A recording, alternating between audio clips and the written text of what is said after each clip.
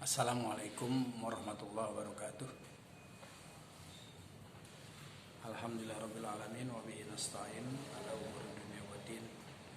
Wassalatu wassalamu ala asrofil anbiya'i wal mursalin wa ala alihi wa sahbihi ajmain, amma ba'du.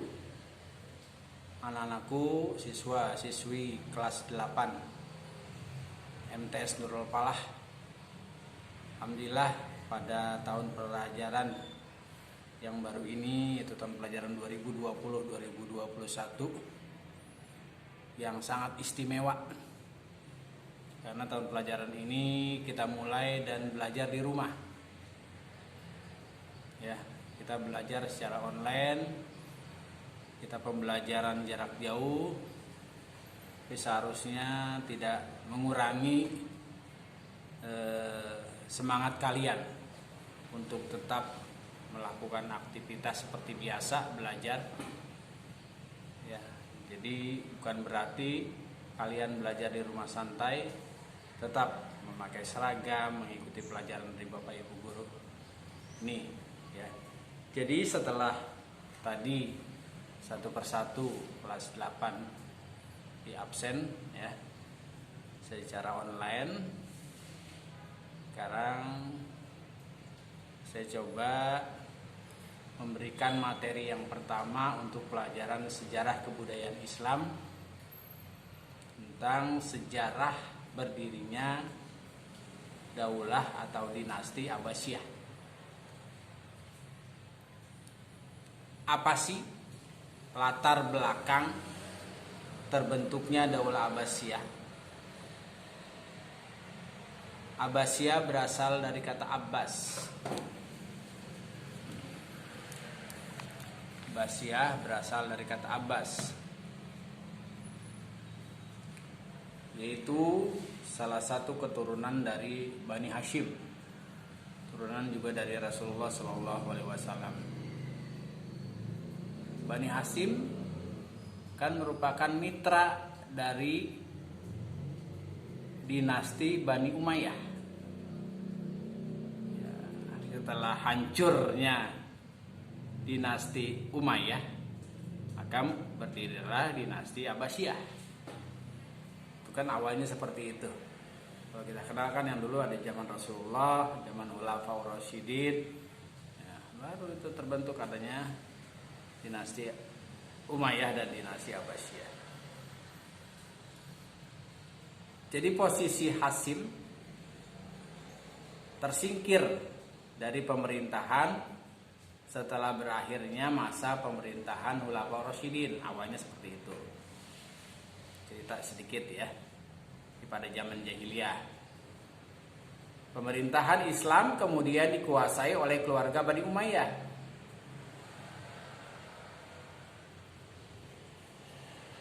Kelompok ini adalah keluarga besar atau Bani yang didirikan oleh Muawiyah bin Abi Sufyan. Pada awalnya seperti itu. Ini sebelum saya ceritakan tentang Abbasiyah, ini awal keruntuhannya dulu ketika dinasti Umayyah ini runtuh ya. Sementara keluarga Hashim, Bani Hashim, berada pada posisi di bawah dan tidak berperan ini pada pemerintahan Bani Umayyah. Jadi Bani Hashim tidak diberi peran, tidak ada peran ya. Jadi Bani Umayyah, keluarga Bani Hashim merasakan keadilan ketika pemerintahan Bani Umayyah dipimpin oleh khalifah. Tidak ada keadilan. Keadilan itu muncul pada waktu pemerintahan Umayyah dipimpin oleh Umar bin Abdul Aziz. Nah, ini baru mulai kelihatan ya, termasuk khalifah ke-8 dari dinasti Umayyah. Beliau memang adil, menghargai hak asasi manusia bagi rakyatnya. Pada masa itu tidak boleh seorang pun keluar dari garis undang-undang atau hukum negara. Kebiasaan mencela keluarga Ali bin Abi Thalib, para pejabat yang melakukan kesalahan harus segera dilaporkan kepada Mahkamah Tinggi pada waktu itu. Ya, kalau dia melakukan kesalahan. Makanya Mahkamah Tinggi itu diberi hak penuh untuk menghukum siapapun yang bersalah. Jadi pada masa itu tidak boleh seorang pun keluar dari garis undang-undang. Harus patokannya pada undang-undang. Kalau sekarang namanya konstitusi. Makanya di Indonesia ada MK, Mahkamah Konstitusi. Memutus ketika terjadi pertentangan pemilu dan sebagainya, itu undang-undang. Ya kan, memutus ketika presiden terpilih, benar enggak undang-undangnya, Mahkamah Konstitusi. Jadi zaman dahulu juga itu sudah ada, namanya Mahkamah Tinggi. Jadi pada masa itu tidak boleh melanggar undang-undang. Jadi langkah-langkah kebijakan Khalifah Umar bin Abdul Aziz yang memberlakukan persamaan hak bagi seluruh warganya ternyata merupakan kesempatan dari Bani Abbasiyah menyusun kekuatan untuk merebut kekuasaan Bani Umayyah. Padahal pada pemerintahan Abdul Aziz itu bagus, ya, adil dan sebagainya, malah diperlakukan dari Bani Hasyim itu perlakuan yang sangat baik. Tapi kenyataannya itu dimanfaatkan benar-benar, ya, oleh orang-orang Bani Hasyim untuk mendirikan dinasti Abbasiyah. Jadi pada masa pemerintahan Bani Umayyah, sekelompok yang paling gigih menentang adalah kaum Khawarij dan kelompok Syiah. Kelompok pendukungnya Ali bin Abi Thalib yang memisahkan diri karena tidak puas dengan keluarga Ali bin Abi Thalib. Ya, jadi karena kedua kelompok merupakan keturunan dari Hasyim, ya, kelompok Syiah, ya, kelompok Khawarij, maka ada perubahan sikap politik dari Bani Abbas, ya, yang dimotori oleh Muhammad bin Ali pada masa itu, Khalifah Umar bin Abdul Aziz, pada tahun 104 Hijriah atau bertepatan dengan 723 Masehi. Muhammad bin Ali lahirlah putra pertama pada waktu itu. Ini yang menjadi dasar, ya, awal berdirinya dinasti Abbasiyah. Jadi bersama Abdullah bin Muhammad kemudian terkenal itu Abbas bin Asyafah, khalifah pertama dari Daulah Abbasiyah. Sebenarnya ketika Daulah Abbasiyah berdiri, banyak sekali tokoh-tokoh yang berperan dalam pembentukan langkah Bani Abbas untuk mendirikan Daulah Abbasiyah.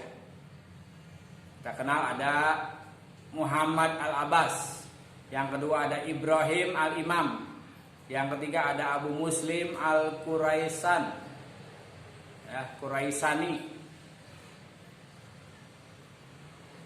Kemudian ada gerakan-gerakan yang menanggalkan nama Bani Abbas. Tapi Bani Hasyim tujuannya apa? Penggunaan nama tersebut agar mendapat dukungan kelompok, terutama kelompoknya Ali bin Abi Thalib yang memang sudah ada rasa dendam dan sebagainya. Ya, orang-orang Syiah dan Khawarij, dia termasuk kelompoknya Ali bin Abi Thalib. Itu kan pengaruh sekali kalau misalnya dimasukkan dari keluarga Bani Hasyim, ya itu istilahnya dari keluarga turunan dari Rasulullah SAW. Kan ini lama-lama dia juga mendukung, itu yang diinginkan oleh Imam Abbas, ya, maupun Ibrahim al-Imam maupun Abu Muslim al-Qurasani. Kemudian ketiganya juga menetapkan wilayah Khurasan menjadi pusat gerakan politik dari Bani Abbasiyah. Nah, itu Bani Hasyim. Kemudian juga di bawah pimpinan yang terkenal adalah Abu Muslim al-Qurasani. Kalau kita lihat silsilah dari Bani Abbas, terdapat 3 keluarga besar yang ingin menguasai. Yang pertama adalah dari orang-orang Syiah, yaitu orang-orang keluarga keturunan dari Ali bin Abi Thalib. Yang kedua keluarga Umayyah. Yang ketiga keluarga Abbas. Ini silsilah dari Bani Abbasiyah. Para tokoh ini mempunyai peranan sangat penting proses berdirinya daulah atau dinasti Abbasiyah pada waktu itu. Ya, jadi ketiganya, saya ulangi, Ini ada Muhammad bin Ali, kemudian ada Abdullah bin Muhammad, ada lagi Abu Muslim Al-Khurasani. Ini tokoh-tokoh penting yang ikut mendirikan dinasti Abbasiyah.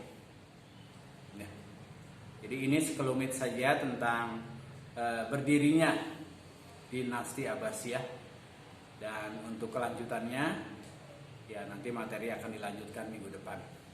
Mudah-mudahan kelas 8 ini ya paham ya semuanya tentang kalau Bani Umayyah kan sudah kita pelajari pada waktu kelas 7. Sekarang kelas 8 kita coba mengupas habis tentang dinasti atau keluarga dinasti atau Bani Abbasiyah ya. Ini baru sekelumit saja, nanti banyak sekali kisah-kisah ya, dari mulai peperangan, kemudian siapa-siapa pemimpinnya ya. Yang utama dalam memulai pelajaran ini, walaupun dalam keadaan kita di rumah, terjadinya pandemi COVID-19, penyakit corona yang belum juga mereda di negara kita bahkan di dunia, tetap kita melaksanakan kegiatan proses belajar mengajar seperti biasa, walaupun kita tidak tatap muka. Tapi yang terpenting adalah semangat kita untuk belajar, ya, semangat kita untuk menuntut ilmu. Bukan kita malah lembek, malah kita tidak bergairah belajar dalam keadaan seperti ini. Ya, kita paksakan, ya, untuk lebih semangat lagi untuk belajar di masa pandemi ini, ya. Ya makanya tidak terlalu panjang ya. Iya, nanti juga bisa menguras semuanya. Ya, internet kamu habis dan sebagainya. Yang penting laporan, Pak, HP saya dibawa orang tua, HP saya ini itu. Jadi jangan gak ada laporan, kamu dianggapnya nggak mengikuti pelajaran. Ya, walaupun kamu belajar di rumah tetap absen tetap berjalan, kamu juga tetap mengikuti materi. Hanya memang materinya tidak seperti tatap muka, tidak seperti kamu belajar di sekolah. Ini saja yang saya bisa sampaikan tentang sejarah, ya, sejarah awal berdirinya dinasti Abbasiyah. Ya, ini baru sekelumit saja, ya, sejarah kecilnya saja, masih panjang lebar lagi yang akan nanti saya jelaskan ya, kepada kalian semua. Yang paling utama adalah ya sedikit tapi paham. Jangan saya nanti banyak yang saya sampaikan tapi kalian tidak paham. Ya, ini yang paling penting ya. Iya, harusnya seperti itu, sama semangat. Kelas 8 kan ya, kamu harus banyak berubah. Dulunya kelas 7 kan masih seperti anak-anak karena baru lulus SD dan sebagainya. Ada aja alasan masih tatap muka karena bercanda seperti ini. Sekarang ya harusnya tambah serius di kelas 8 ini.